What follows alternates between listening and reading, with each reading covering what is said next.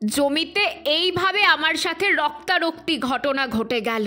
যখন যার সময় খারাপ চলে তখন সব দিক থেকেই খারাপ চলে। ঘটনাটা দেখলে তোমরাও শিহরিত হবে। সকাল থেকেই সব ঠিক ছিল। 3 জন দিদি মিলে আমাদের জমি থেকে আলু তুলছে।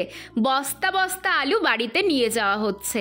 সেই ছোটোবেলায় আলু তুলেছি, আর আজ এত বছর পর আমিও কোদাল নিয়ে আলু তোলার চেষ্টা করছিলাম। ঠিক তখনই এই অঘটনটা ঘটল। পাশ থেকে এক দিদি এসে বলছিল যে কোদাল দিয়ে ওভাবে আলু কেটে যাচ্ছে, ওভাবে তুলো না।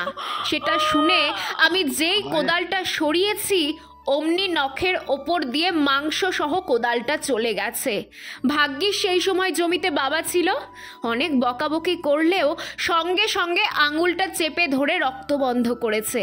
এবার কতদিন এই বুড়ো আঙুল নিয়ে আমাকে ভুগতে হবে ভগবানই জানে।